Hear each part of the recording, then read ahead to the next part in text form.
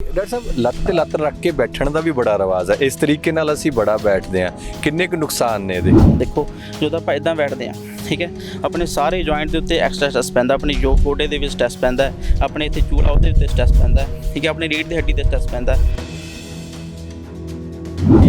ਜਿਹੜੀ ਪਿੱਠ ਹੈਗੀ ਹੈ, ਡਿਸਕ ਹੈਗੀ ਹੈ, ਜੇਕਰ ਅਸੀਂ ਕਹਿ ਲਈਏ ਕਿ ਅਸੀਂ ਇੱਥੇ ਤੱਕ ਚੱਕ ਸਕਦੇ ਹਾਂ ਜਿਸ ਤਰੀਕੇ ਨਾਲ ਮੈਂ ਚੱਕੀ ਹੋਈ ਹੈ ਜੀ, ਤਾਂ ਅਸੀਂ ਮੰਨਦੇ ਹਾਂ ਕਿ ਸਾਨੂੰ ਲਗਭਗ ਪ੍ਰੋਬਲਮ ਨਹੀਂ ਹੈ। ਹਾਂਜੀ ਆਪਾਂ ਮਤਲਬ ਸਿੱਧੇ ਲੇਟ ਕੇ ਬੈੱਡ ਉੱਤੇ ਜੇ ਆਪਾਂ ਮਤਲਬ ਅਬ 60 80 90 ਤੱਕ ਵੀ ਡਿਗਰੀ ਤੱਕ ਵੀ ਚੱਕ ਸਕਦੇ ਹਾਂ ਤਾਂ ਆਪਾਂ ਫਿੱਟ ਆ ਦਾ ਮਤਲਬ ਆਪਣੇ ਮਸਲ ਪੂਰੇ ਸਟ੍ਰੈਚੇਬਲ ਨੇ, ਫਲੈਕਸੀਬਲ ਨੇ, ਕਿਉਂਕਿ ਡਿਸਕ ਹਿੱਲਣ ਦਾ ਇੱਕ ਕਾਰਨ ਹੁੰਦਾ ਮਸਲ ਦੀ ਟਾਈਟਨੈਸ। ਸਾਰੀਆਂ ਉਹਨਾਂ ਨੇ ਸਕੈਨਾਂ ਕਰਾ ਲੀਆਂ, ਸਾਰੇ ਤਰ੍ਹਾਂ ਦੀਆਂ ਗੋਲੀਆਂ ਖਾ ਲੀਆਂ, ਸਭ ਤਰ੍ਹਾਂ ਦਾ ਟ੍ਰੀਟਮੈਂਟ ਕਰਕੇ ਦੇਖ ਲਿਆ, ਪਰ ਜਿਹੜਾ ਬੈਕ ਪੇਨ ਹੈ ਉਹ ਨਹੀਂ ਜਾਂਦਾ। ਉਹਦਾ ਕੀ ਕਾਰਨ ਹੁੰਦਾ ਜੀ? 35 ਸਾਲ ਤੱਕ ਹਿਊਮਨ ਬਾਡੀ ਦਾ ਇਹ ਬਿਹੇਵੀਅਰ ਹੈ ਵੀ ਉਹ ਜਿਹੜੇ ਉਹਦੇ ਵਿੱਚ ਕੋਈ ਵੀ ਟਿਸ਼ੂ ਦੀ ਟੁੱਟ ਭੱਜ ਹੁੰਦੀ ਹੈ ਤਾਂ ਉਹ ਬਾਡੀ ਆਪਣੇ ਆਪ ਨੂੰ ਹੀਲ ਕਰ ਲੈਂਦੀ ਹੈ। ਡਾਕਟਰ ਸਾਹਿਬ ਸਭ ਤੋਂ ਬੈਸਟ ਪੋਸਚਰ ਜਿਹੜਾ ਕਿਹੜਾ ਮੰਨਦੇ ਆ ਤੁਸੀਂ ਬੈਠਣ ਦਾ?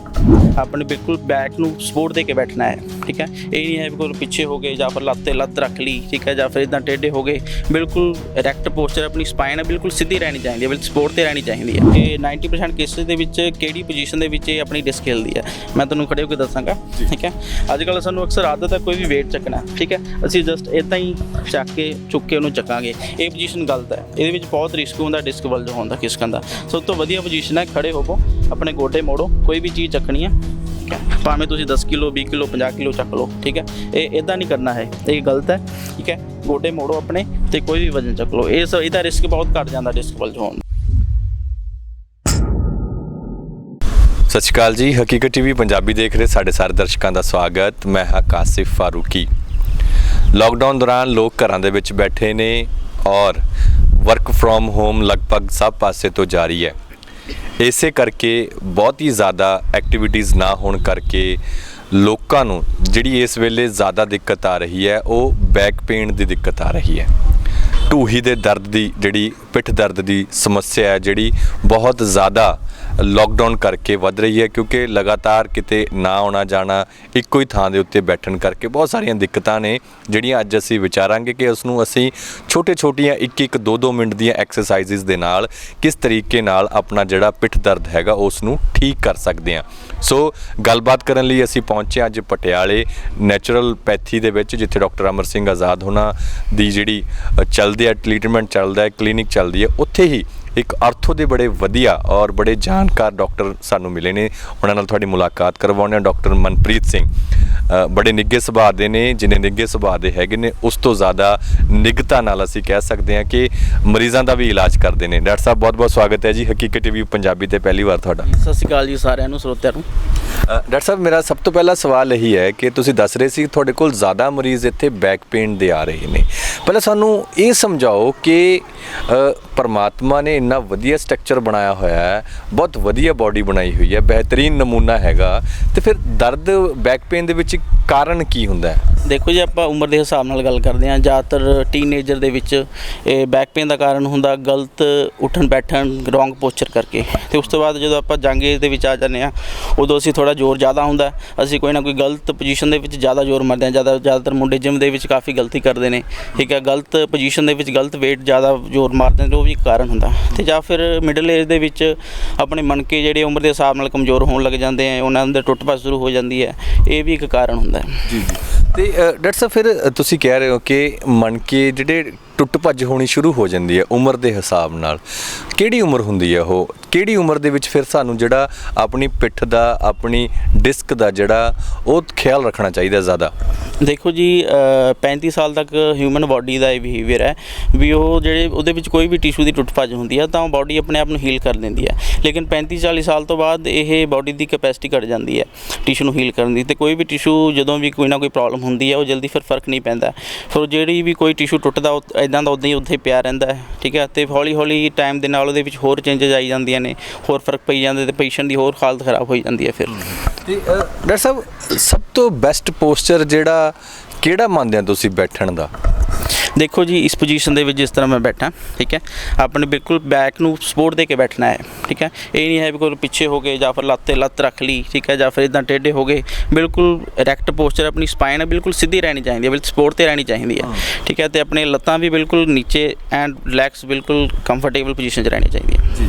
ਤੇ ਡਾਕਟਰ ਸਾਹਿਬ ਲੱਤ ਤੇ ਲੱਤ ਰੱਖ ਕੇ ਬੈਠਣ ਦਾ ਵੀ ਬੜਾ ਰਿਵਾਜ ਹੈ ਇਸ ਤਰੀਕੇ ਨਾਲ ਅਸੀਂ ਬੜਾ ਬੈਠਦੇ ਹਾਂ ਕਿੰਨੇ ਕੁ ਨੁਕਸਾਨ ਨੇ ਇਹਦੇ ਸਰ ਦੇਖੋ ਬਹੁਤ ਨੁਕਸਾਨ ਹੈ ਕੋਈ ਵੀ ਪ੍ਰੋਬਲਮ ਹੁੰਦੀ ਹੈ ਠੀਕ ਹੈ ਪੋਸਚਰ ਕਰਕੇ ਜਿਹੜੀ ਮਤਲਬ ਬੈਠਣ ਦੀ ਪੋਜੀਸ਼ਨ ਕਰਕੇ ਹੈ ਸਭ ਤੋਂ ਵੱਡਾ ਕਾਰਨ ਅੱਜ ਦੇ ਟਾਈਮ ਵਿੱਚ ਇਹੀ ਹੈ ਲੱਤ ਤੇ ਲੱਤ ਰੱਖ ਕੇ ਬੈਠਣਾ ਦੇਖੋ ਜਦੋਂ ਆਪਾਂ ਇਦਾਂ ਬੈਠਦੇ ਹਾਂ ਠੀਕ ਹੈ ਆਪਣੇ ਸਾਰੇ ਜੁਆਇੰਟ ਦੇ ਉੱਤੇ ਐਕਸਟਰਾ ਸਟ੍ਰੈਸ ਪੈਂਦਾ ਆਪਣੀ ਜੋ ਗੋਡੇ ਦੇ ਵਿੱਚ ਸਟ੍ਰੈਸ ਪੈਂਦਾ ਆਪਣੇ ਇੱਥੇ ਚੂਲਾ ਉਹਦੇ ਉੱਤੇ ਸਟ੍ਰੈਸ ਪੈਂਦਾ ਠੀਕ ਹੈ ਆਪਣੀ ਰੀੜ੍ਹ ਦੀ ਹੱਡੀ ਤੇ ਸਟ੍ਰੈਸ ਪੈਂਦਾ ਬਲਕਿ ਆਪਣਾ ਪੂਰਾ ਬੈਲੈਂਸ ਹੀ ਹਿੱਲ ਜਾਂਦਾ ਇਹਦੇ ਨਾਲ ਆਪਣਾ ਉੱਪਰੋਂ ਸਿਰ ਤੋਂ ਲੈ ਕੇ ਨੀਚੇ ਸਪਾਈਨ ਤੱਕ ਉਦੋਂ ਸਾਰਾ ਬੈਲੈਂਸ ਖਰਾਬ ਹੁੰਦਾ ਇਸ ਕਰਕੇ ਕੋਈ ਨਾ ਕੋਈ ਪ੍ਰੋਬਲਮ ਇਹਦੇ ਨਾਲ ਹੀ ਇੰਡਿਊਸ ਹੁੰਦੀ ਹੈ ਜਦੋਂ ਆਪਾਂ ਨੂੰ ਆਦਤ ਬਣ ਜਾਂਦੀ ਹੈ ਇਹ ਇੱਕ ਨਦੀ ਯਾਰ ਬੈਠਣ ਨਾਲ ਕੁਝ ਨਹੀਂ ਹੁੰਦਾ ਜਦੋਂ ਆਪਣਾ ਇਹਨੂੰ ਆਦਤ ਹੀ ਬਣਾ ਲੈਂਦੇ ਵੀ ਆਪਣੇ ਤੋਂ ਸਵਾਹ ਹੋਗਾ ਲੱਤ ਤੇ ਲੱਤ ਰੱਖ ਕੇ ਬੈਠਣਾ ਇਹਦੇ ਨਾਲ ਵੀ ਬਸ ਫਿਰ ਇਹ ਪ੍ਰੋਬਲਮ ਜ਼ਿਆਦਾ ਕ੍ਰੀਏਟ ਹੋ ਜਾਂਦੀ ਹੈ ਤੇ ਫਿਰ ਡਾਕਟਰ ਸਾਹਿਬ ਕਈਆਂ ਦੇ ਵਿੱਚ ਹੁੰਦਾ ਹੈ ਕਿ ਸਾਰੀਆਂ ਉਹਨਾਂ ਨੇ ਸਕੈਨਾਂ ਕਰਾ ਲੀਆਂ ਸਾਰੇ ਤਰ੍ਹਾਂ ਦੀਆਂ ਗੋਲੀਆਂ ਖਾ ਲੀਆਂ ਸਭ ਤਰ੍ਹਾਂ ਦਾ ਟ੍ਰੀਟਮੈਂਟ ਕਰਕੇ ਦੇਖ ਲਿਆ ਪਰ ਜਿਹੜਾ ਬੈਕ ਪੇਨ ਹੈ ਉਹ ਨਹੀਂ ਜਾਂਦਾ ਉਹਦਾ ਕੀ ਕਾਰਨ ਹੁੰਦਾ ਜੀ ਉਹ ਦੇਖੋ ਜੀ ਸਭ ਤੋਂ ਪਹਿਲਾਂ ਆਪਾਂ ਨੂੰ ਸਮਝਣਾ ਚਾਹੀਦਾ ਜਿਹੜੇ ਬੈਕ ਪੇਨ ਹੈ ਆਪਣੇ ਜਿਹੜੇ ਸਪਾਈਨ ਰੀੜ ਦੀ ਹੱਡੀ ਆ ਉਹਦੇ ਵਿੱਚ 33 ਮਣਕੇ ਹੁੰਦੇ ਨੇ ਤੇ 33 ਮਣਕਿਆਂ ਦੇ ਵਿੱਚ ਇੱਕ ਹਰੇਕ ਮਣਕੇ ਦੇ ਵਿੱਚ ਇੱਕ ਡਿਸਕ ਹੁੰਦੀ ਹੈ ਠੀਕ ਹੈ ਜਦੋਂ ਉਹ ਡਿਸਕ ਆਪਣੀ ਜਗ੍ਹਾ ਤੋਂ ਹਿੱਲਦੀ ਹੈ ਠੀਕ ਹੈ ਤਾਂ ਉਹ ਕਿਸੇ ਨਾ ਕਿਸੇ ਨਸ ਨੂੰ ਪ੍ਰੈਸ ਕਰਦੀ ਹੈ ਜਦੋਂ ਕਿਸੇ ਨਸ ਨੂੰ ਪ੍ਰੈਸ ਕਰਦੀ ਉਹਦਾ ਮਤਲਬ ਵੀ ਪੇਨ ਆਪਣੇ 'ਚ ਆ ਗਿਆ ਕੋਈ ਨਾ ਕੋਈ ਪ੍ਰੋਬਲਮ ਰੀੜ ਦੀ ਹੱਡੀ ਤੇ ਬਾਡੀ ਆਪਾਂ ਨੂੰ ਦੱਸੇਗੀ ਵੀ ਤੁਸੀਂ ਪੇਨ 'ਚ ਹੈ ਠੀਕ ਹੈ ਪਰ ਕਈ ਵਾਰੀ ਉਹ ਐਸਾ ਹੁੰਦਾ ਵੀ ਉਹ ਇਹਦੀਆਂ ਵੀ ਸਟੇਜਸ ਨੇ ਕਈ ਵਾਰੀ ਡਿਸਕ ਬਿਲਕੁਲ ਥੋੜ੍ਹੀ ਹਿਲਦੀ ਹੈ ਸਟੇਜ 1 ਹੁੰਦੀ ਹੈ ਉਦੋਂ ਪ੍ਰੋਬਲਮ ਥੋੜ੍ਹੀ ਘੱਟ ਹੁੰਦੀ ਹੈ ਕਈ ਵਾਰੀ ਸੈਕਿੰਡ ਸਟੇਜ ਹੁੰਦੀ ਹੈ ਪਹਿਲੀ ਸਟੇਜ ਨੂੰ ਡਿਸਕ ਵਲਜ ਕਹਿੰਦੇ ਅਸੀਂ ਮੈਡੀਕਲ ਪਾਸ ਦੂਜੀ ਸਟੇਜ ਡਿਸਕ ਹਰਨੀਏਸ਼ਨ ਹੋ ਜਾਂਦੀ ਹੈ ਉਹਦੇ ਵਿੱਚ ਡਿਸਕ ਥੋੜ੍ਹੀ ਜ਼ਿਆਦਾ ਹੋਰ ਪ੍ਰੈਸ ਕਰ ਦਿੰਦੀ ਹੈ ਨਾੜੀ ਨੂੰ ਉਦੋਂ ਫਿਰ ਦਰਦ ਆਪਾਂ ਨੂੰ ਕਈ ਵਾਰੀ ਲੱਤ ਵਿੱਚ ਵੀ ਆਉਣਾ ਸ਼ੁਰੂ ਹੋ ਜਾਂਦਾ ਪਿੱਛੇ ਆਪਣੇ ਇੱਧਰ ਹੋ ਕੇ ਚੂਲਿਆਂ ਤੋਂ ਪੇਟ ਸਾਈਡ ਨੂੰ ਵੀ ਆਉਣਾ ਸ਼ੁਰੂ ਹੋ ਜਾਂਦਾ ਫਿਰ ਇੱਕ ਵਾਰੀ ਹੋਰ ਜ਼ਿਆਦਾ ਸੀਵੀਅਰ ਕੰਡੀਸ਼ਨ ਹੁੰਦੀ ਹੈ ਡਿਸਕ ਕਈ ਵਾਰੀ ਪੀਸ ਟੁੱਟ ਕੇ ਬਿਲਕੁਲ ਜਿਹੜੀ ਆਪਣੀ ਕਨਾਲ ਹੈ ਰੀੜ ਦੀ ਹੱਡੀ ਉਹਦੇ ਵਿੱਚ ਫਸ ਜਾਂਦੀ ਹੈ ਉਹ ਜ਼ਿਆਦਾ ਸੀਵੀਅਰ ਕੰਡੀਸ਼ਨ ਹੁੰਦੀ ਹੈ ਉਹਦੇ ਵਿੱਚ ਫਿਰ ਕਈ ਵਾਰੀ ਦਵਾਈਆਂ ਨਾਲ ਕੋਈ ਐਕਸਰਸਾਈਜ਼ ਨਾਲ ਕੋਈ ਬਹੁਤਾ ਨਹੀਂ ਫਰਕ ਪੈਂਦਾ ਜੀ ਫਿਰ ਤੁਸੀਂ ਦੱਸ ਰਹੇ ਹੋ ਡਾਕਟਰ ਸਾਹਿਬ ਉਹ ਕਿਹੜੀ ਪੋਜੀਸ਼ਨ ਹੈ ਜਦੋਂ ਜ਼ਿਆਦਾਤਰ ਕੀ ਹੁੰਦਾ ਹੈ ਕਿ ਢੂਹੀ ਦਾ ਦਰਦ ਪਿੱਠ ਦਾ ਦਰਦ ਸ਼ੁਰੂ ਹੋਇਆ ਤੇ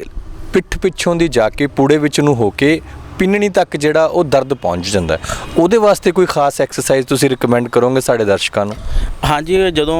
ਮਤਲਬ ਅਕਿਊਟ ਸਟੇਜ ਹੁੰਦੀ ਹੈ ਮੰਨ ਲਓ ਵੀ ਇਹ ਤਾਜ਼ਾ ਦਰਦ ਪ੍ਰੋਬਲਮ ਸ਼ੁਰੂ ਹੁੰਦੀ ਹੈ ਉਹਦੇ ਵਿੱਚ ਅਸੀਂ ਪੇਸ਼ੈਂਟ ਨੂੰ ਐਡਵਾਈਸ ਕਰਦੇ ਹੁੰਦੇ ਹਾਂ ਵੀ ਜੋ ਉਹਨਾਂ ਨੇ ਜ਼ਿਆਦਾ ਚੱਲਣਾ ਨਹੀਂ ਹੈ ਠੀਕ ਹੈ ਜ਼ਿਆਦਾ ਖੜੇ ਨਹੀਂ ਹੋਣਾ ਕਿਉਂਕਿ ਜਦੋਂ ਆਪਾਂ ਜ਼ਿਆਦਾ ਚੱਲਦੇ ਹਾਂ ਜ਼ਿਆਦਾ ਖੜੇ ਹੁੰਦੇ ਹਾਂ ਉਦੋਂ ਆਪਣੇ ਇੱਥੇ ਮਣਕਿਆਂ 'ਤੇ ਜ਼ਿਆਦਾ ਪ੍ਰੈਸ਼ਰ ਪੈਂਦਾ ਅਤੇ ਨਰਵ ਵੀ ਖਿੱਚੀ ਜਾਂਦੀ ਹੈ ਨਰਵ ਜਦੋਂ ਪ੍ਰੈਸ਼ਰ ਹੁੰਦੀ ਹੈ ਉਹਦੇ ਵਿੱਚ ਸਾਰੀ 'ਚ ਸੋਜਸ਼ ਸ਼ੁਰੂ ਹੋ ਜਾਂਦੀ ਹੈ ਅਤੇ ਖੜਨ ਨਾਲ ਚੱਲਣ ਫਿਰ ਨਾਲ ਸੋਜਸ਼ ਜ਼ਿਆਦਾ ਵੱਧ ਜਾਂਦੀ ਹੈ ਇਸ ਕਰਕੇ ਚੀਸ ਵੀ ਦਰਦ ਵੀ ਵੱਧ ਜਾਂਦਾ ਉਦੋਂ ਅਸੀਂ ਐਡਵਾਈਜ਼ ਕਰਦੇ ਹਾਂ ਵੀ ਤੁਸੀਂ ਜ਼ਿਆਦਾ ਚੱਲਣਾ ਫਿਰਨਾ ਨਹੀਂ ਜਦੋਂ ਵੀ ਬੈਠਣਾ ਪਿੱਛੇ ਸਪੋਰਟ ਲੈ ਕੇ ਸਿੱਧੇ ਬੈਠਣਾ ਜਾਂ ਫਿਰ ਸਿੱਧੇ ਲਿਟਣਾ ਡਾਕਟਰ ਸਾਹਿਬ ਜਦੋਂ ਢੂਹੀ ਦਾ ਦਰਦ ਸ਼ੁਰੂ ਹੋਣ ਵਾਲਾ ਹੁੰਦਾ ਸਾਨੂੰ ਪਤਾ ਨਹੀਂ ਲੱਗਦਾ ਤੇ ਜਦੋਂ ਡਿਸਕ ਪ੍ਰੋਬਲਮ ਸਾਨੂੰ ਪਤਾ ਹੈ ਕਿ ਡਿਸਕ ਪ੍ਰੋਬਲਮ ਆ ਸਕਦੀ ਹੈ ਤੇ ਸੰਕੇਤ ਵੀ ਕਿਸੇ ਤਰੀਕੇ ਦਾ ਸਾਡੀ ਪਿੱਠ ਜਾਂ ਸਾਡਾ ਸਰੀਰ ਦਿੰਦਾ ਹੈ ਡਿਸਕ ਜਦੋਂ ਹਿਲ ਜਾਂਦੀ ਹੈ ਜਦੋਂ ਅਰਲੀ ਸਟੇਜ ਦੇ ਵਿੱਚ ਹੁੰਦੇ ਦੇਖੋ ਜੀ ਡਿਸਕ ਹਿੱਲਣ ਦਾ ਸਭ ਤੋਂ ਜ਼ਿਆਦਾ ਖਤਰਾ ਉਹਨਾਂ ਨੂੰ ਹੁੰਦਾ ਜਿਨ੍ਹਾਂ ਦੇ ਆਪਣੇ ਪੱਟਾਂ ਦੇ ਮਸਲ ਪੱਠੇ ਠੀਕ ਹੈ ਟਾਈਟ ਹੋ ਜਾਂਦੇ ਨੇ ਜਦੋਂ ਆਪਾਂ ਸਿੱਧੇ ਲੇਟ ਕੇ ਆਪਾਂ ਨੂੰ ਦੇਖੋ ਆਪਾਂ ਨੂੰ ਕਿੱਦਾਂ ਚੈੱਕ ਕਰ ਸਿੱਧੇ ਲੇਟ ਕੇ ਆਪਾਂ ਨੂੰ ਲੱਤ ਆਪਣੀ ਉੱਪਰ ਸਟੇਟ ਚੱਕਣੀ ਚਾਹੀਦੀ ਜੇ ਤਾਂ ਆਪਣੀ 90 ਡਿਗਰੀ ਲੱਤ ਬਿਲਕੁਲ ਨਾਰਮਲੀ ਜਾ ਰਹੀ ਹੈ ਤਾਂ ਆਪਾਂ ਫਿੱਟ ਆ ਆਪਾਂ ਨੂੰ ਰਿਸਕ ਨਹੀਂ ਰਹਿੰਦਾ ਡਿਸਕ ਦਾ ਪਰ ਜਦੋਂ ਆਪਣੀ ਲੱਤ ਵਿੱਚ ਵਿਚਾਲੀ ਅੜ ਜਾਂਦੀ ਹੈ 45 ਡਿਗਰੀ ਤੇ 60 ਡਿਗਰੀ ਤੇ ਠੀਕ ਹੈ ਉਦੋਂ ਫਿਰ ਆਪਾਂ ਨੂੰ ਰਿਸਕ ਰਹਿੰਦਾ ਬਲਜ ਹੋਣ ਦਾ ਮਤਲਬ ਇਹ ਸਾਡੀ ਜਿਹੜੀ ਪਿੱਠ ਹੈਗੀ ਹੈ ਡਿਸਕ ਹੈਗੀ ਹੈ ਜੇਕਰ ਅਸੀਂ ਕਹਿ ਲਈਏ ਕਿ ਅਸੀਂ ਇੱਥੇ ਤੱਕ ਚੱਕ ਸਕਦੇ ਹਾਂ ਜਿਸ ਤਰੀਕੇ ਨਾਲ ਮੈਂ ਚੱਕੀ ਹੋਈ ਹੈ ਜੀ ਤਾਂ ਅਸੀਂ ਮੰਨਦੇ ਹਾਂ ਕਿ ਸਾਨੂੰ ਲਗਭਗ ਪ੍ਰੋਬਲਮ ਨਹੀਂ ਹੈ ਹਾਂਜੀ ਆਪਾਂ ਮਤਲਬ ਸਿੱਧੇ ਲੇਟ ਕੇ ਬੈੱਡ ਉੱਤੇ ਜੇ ਆਪਾਂ ਮਤਲਬ ਅਬਵ 60 80 90 ਤੱਕ ਵੀ ਡਿਗਰੀ ਤੱਕ ਵੀ ਚੱਕ ਸਕਦੇ ਹਾਂ ਤਾਂ ਆਪਾਂ ਫਿੱਟ ਆ ਦਾ ਮਤਲਬ ਆਪਣੇ ਮਸਲ ਪੂਰੇ ਸਟੈਚੇਬਲ ਨੇ ਫਲੈਕਸੀਬਲ ਨੇ ਕਿਉਂਕਿ ਡਿਸਕ ਹਿੱਲਣ ਦਾ ਇੱਕ ਕਾਰਨ ਹੁੰਦਾ ਮਸਲ ਦੀ ਟਾਈਟਨੈਸ ਠੀਕ ਹੈ ਜੇ ਮਸਲ ਦੇ ਆਲੇ ਦੁਆਲੇ ਲਚਕ ਹੋਏਗੀ ਠੀਕ ਹੈ ਨਾ ਤਾਂ ਉਹਨਾਂ ਨੂੰ ਨਹੀਂ ਖਤਰਾ ਹੁੰਦਾ ਡਿਸਕ ਆਪਣੀ ਜਗ੍ਹਾ ਤੋਂ ਖਸਕਣ ਦਾ ਜਦੋਂ ਮਸਲ ਟਾਈਟ ਹੋ ਜਾਂਦੇ ਨੇ ਉਹ ਡਿਸਕ ਨੂੰ ਪਕੜ ਕੇ ਤਾਂ ਉੱਦਾਂ ਹੀ ਰੱਖਦੇ ਨੇ ਤੇ ਉਹਦੇ ਵਿੱਚ ਫਲੈਕਸੀਬਿਲਿਟੀ ਨਹੀਂ ਹੁੰਦੀ, ਉਹ ਖਿੱਚ ਲੈਂਦੇ ਡਿਸਕ ਨੂੰ, ਇੱਕਦਮ ਝਟਕੇ ਨਾਲ ਹੀ ਬਾਹਰ ਆ ਜਾਂਦੀ ਆ ਉਹ। ਇਸ ਕਰਕੇ ਆਪਣੀ ਬਾਡੀ ਫਲੈਕਸੀਬਲ ਹੋਣੀ ਬਹੁਤ ਜ਼ਰੂਰੀ ਆ। ਮਸਲ ਦੀ ਸਟ੍ਰੈਚਿੰਗ ਰੂਟੀਨ ਦੇ ਵਿੱਚ ਸਾਨੂੰ ਕਰਨੀ ਚਾਹੀਦੀ ਆ ਇਹਦੇ ਤੋਂ, ਤਾਂ ਕਿ ਬਚਿਆ ਜਾ ਸਕੇ। ਜੀ ਤੇ ਹੁਣ ਸਵਾਲ ਫਿਰ ਡਾਕਟਰ ਸਾਹਿਬ ਤੁਹਾਡੇ ਕੋਲੋਂ ਇਹ ਹੈ ਕਿ ਉਹ ਕਿਹੜੀਆਂ ਚੀਜ਼ਾਂ ਨੇ ਜਿਹਦੇ ਨਾਲ ਅਸੀਂ ਆਪਣੇ ਸਰੀਰ ਦਾ ਲਚਕੀਲਾਪਨ ਵਧਾ ਸਕਦੇ ਹਾਂ? ਕਿਹੜੀਆਂ ਐਕਸਰਸਾਈਜ਼ਸ ਤੁਸੀਂ ਰਿਕਮੈਂਡ ਕਰੋਗੇ? ਦੇਖੋ ਜੀ, ਸਟ੍ਰੈਚਿੰਗ ਐਕਸਰਸਾਈਜ਼ ਹੋ ਗਈਆਂ ਸਾਰੀਆਂ, ਠੀਕ ਹੈ, ਸਰੀਰ ਨੂੰ ਖਿੱਚ ਪਾਣੀ, ਯੋਗਾ ਪੋਜ਼ ਹੋ ਗਏ। ਯੋਗਾ ਵੀ ਇੱਕ ਤਰ੍ਹਾਂ ਦਾ ਆਪਣਾ ਸਟ੍ਰੈਚਿੰਗ ਐਕਸਰਸਾਈਜ਼ ਹੀ ਆ। ਮਤਲਬ ਆਪਣੇ ਮਸਲ ਨੇ, ਆਪਣੇ ਜੁਆਇੰਟ ਨੇ ਪੂਰੇ ਫਲੈਕਸੀਬਲ ਹੋਣੇ ਚਾਹੀਦੇ ਨੇ, ਠੀਕ ਹੈ ਨਾ। ਅੱਜ ਕੱਲ੍ਹ ਦਾ ਕੀ ਟ੍ਰੈਂਡ ਚੱਲ ਰਿਹਾ, ਮੁੰਡੇ ਜਿੰਮਾਂ ਦੇ ਵਿੱਚ ਵੱਡੇ ਵੱਡੇ ਡੋਲੇ ਤਾਂ ਬਣਾਈ ਜਾਂਦੇ ਨੇ, ਪਰ ਉਹਨਾਂ ਦੇ ਮਸਲ ਬਹੁਤ ਟਾਈਟ ਹੁੰਦੇ ਨੇ, ਫਲੈਕਸੀਬਲ। ਉਹ ਮਾੜਾ ਜਿਹਾ ਕੋਈ ਜਿੰਮ ਵਾਲਾ ਮੁੰਡੇ ਨੂੰ ਮਾੜਾ ਜਿਹਾ ਕੁਝ ਡਿੱਗ ਜੇ, ਉਹਨੂੰ ਕੋਈ ਨਾ ਕੋਈ ਮਸਲ ਖਿਚਾ ਹੋ ਜਾਂਦਾ, ਠੀਕ ਹੈ। ਬਲਕਿ ਸਾਡੀ ਬੋਡੀ ਨੂੰ, ਸਾਨੂੰ ਚਾਹੀਦਾ ਵੀ ਬਾਡੀ ਨੂੰ ਫਲੈਕਸੀਬਲ ਬਣਾਈਏ, ਬਿੱਲੀ ਦੀ ਤਰ੍ਹਾਂ, ਠੀਕ ਹੈ। ਬਿੱਲੀ ਭਾਵੇਂ ਕੋਠੇ ਤੋਂ ਸਾਲ ਮਾਰ ਜੇ, ਉਹਨੂੰ ਕੁਝ ਨਹੀਂ ਹੁੰਦਾ, ਕਿਉਂਕਿ ਇਹਦੀ ਬਾਡੀ ਫਲੈਕਸੀਬਲ ਹੈ, ਠੀਕ ਹੈ। ਅਸੀਂ ਆਪਣੇ ਮਸਲ 'ਤੇ ਧਿਆਨ ਦਿੰਦੇ ਹਾਂ ਵੀ ਸਾਡਾ ਮਸਲ ਵੱਡਾ ਹੋਵੇ, ਸਾਡਾ ਬਸ ਇਹ ਟ੍ਰੈਂਡ ਚੱਲ ਪਿਆ। ਪਰ ਜਿਹੜੀ ਅਸਲ ਗੱਲ ਉਹ ਇਹ ਹੈ, ਮਸਲ ਦੀ ਸਾਨੂੰ ਫਲੈਕਸੀਬਿਲਿਟੀ ਵਧਾਉਣੀ ਚਾਹੀਦੀ ਅਤੇ ਐਂਡਿਊਰੈਂਸ ਮਸਲ ਦੀ ਸਮਤਾ ਵਧਾਉਣੀ ਚਾਹੀਦੀ ਹੈ ਬਸ। ਤੇ ਡਾਕਟਰ ਸਾਹਿਬ, ਕੋਈ ਖਾਣ ਪੀਣ ਦਾ ਵੀ ਇਸ ਬੈਕ ਪੇਨ ਨਾਲ ਕੋਈ ਲਿੰਕ ਹੈਗਾ? ਹਾਂਜੀ, ਖਾਣ ਪੀਣ ਦਾ ਦੇਖੋ, ਇਹ ਜੰਗ ਏਜ ਦੇ ਵਿੱਚ ਜ਼ਿਆਦਾ ਪ੍ਰੋਬਲਮ ਹੁੰਦੀ ਹੈ ਵੀ ਅੱਜ ਕੱਲ੍ਹ ਮੁੰਡੇ ਮਸਲ ਬਣਾਉਣ ਲਈ ਪ੍ਰੋਟੀਨ ਦਾ ਇਸਤੇਮਾਲ ਕਰਦੇ ਨੇ, ਠੀਕ ਹੈ। ਇਹ ਕਈ ਵਾਰ ਓਵਰ ਪ੍ਰੋਟੀਨ ਲੈ ਲੈਂਦੇ ਨੇ, ਠੀਕ ਹੈ। ਉਹਦੇ ਕਰਕੇ ਕਈ ਵਾਰੀ ਬਾਡੀ ਦੇ ਵਿੱਚ ਯੂਰਿਕ ਐਸਿਡ ਵਗੈਰਾ ਵੈਵਾਦੀ ਵੱਧ ਜਾਂਦੀ ਹੈ, ਠੀਕ ਹੈ। ਉਹਦੇ ਕਰਕੇ ਮਸਲ ਸਟਿਫ ਹੋ ਜਾਂਦੇ ਨੇ। ਚਲੋ, ਸਟਿਫ ਮਸਲ ਨੂੰ ਫਿਰ ਉਹ ਡਰ ਰਹਿੰਦਾ ਪੇਨ ਸ਼ੁਰੂ ਹੋਣ ਦਾ। ਜੀ ਤੇ ਡਾਕਟਰ ਸਾਹਿਬ, ਫਿਰ ਅਗਲਾ ਸਵਾਲ ਇਹ ਹੈ, ਸਟੇਜ 1, ਸਟੇਜ 2, ਸਟੇਜ 3, ਤੁਸੀਂ 3 ਸਟੇਜਾਂ ਦੱਸੀਆਂ ਨੇ ਡਿਸਕ ਪ੍ਰੋਬਲਮ ਦੀ, ਜਿਹੜੀਆਂ ਨੂੰ ਹੁੰਦੀ ਹੈ, ਮਣਕਾ ਜਦੋਂ ਹਿਲ ਜਾਂਦਾ, ਡਿਸਲੋਕੇਟ ਹੋ ਜਾਂਦਾ, ਤੇ ਫਿਰ ਉਹਦੇ ਵਿੱਚ ਸਟੇਜ 1 ਲਈ ਕਿੰਨਾ ਟਾਈਮ ਤੁਹਾਨੂੰ ਚਾਹੀਦਾ ਹੈ, ਸਟੇਜ 2 ਲਈ ਕਿੰਨਾ ਟਾਈਮ ਚਾਹੀਦਾ ਹੈ, ਤੇ ਸਟੇਜ 3 ਲਈ ਕਿੰਨਾ ਟਾਈਮ ਚਾਹੀਦਾ? ਇਹ ਵੀ ਅਸੀਂ ਤੁਹਾਡੇ ਕੋਲੋਂ ਪੁੱਛਾਂਗੇ। ਪਹਿਲਾਂ ਸਾਨੂੰ ਇਹ ਦੱਸੋ ਕਿ ਸਾਡਾ ਮਣਕਾ ਹਿੱਲੇ ਹੀ ਨਾ, ਸਾਨੂੰ ਡਿਸਕ ਪ੍ਰੋਬਲਮ ਆ ਵੀ ਨਾ, ਉਹਦੇ ਵਾਸਤੇ ਤੁਹਾਡੀ ਬਹੁਤ ਤੁਸੀਂ ਮਰੀਜ਼ ਦੇਖਦੇ ਹੋ, ਬਹੁਤ ਤੁਹਾਡਾ ਲੰਬਾ ਤਜਰਬਾ ਵੀ ਹੈ ਇਸ ਫੀਲਡ ਦੇ ਵਿੱਚ, ਸਭ ਤੋਂ ਬੈਸਟ ਐਕਸਰਸਾਈਜ਼ ਕਿਹੜੀ ਹੈ ਜਿਹੜੀ ਕਿ ਸਵੇਰੇ ਸਵੇਰੇ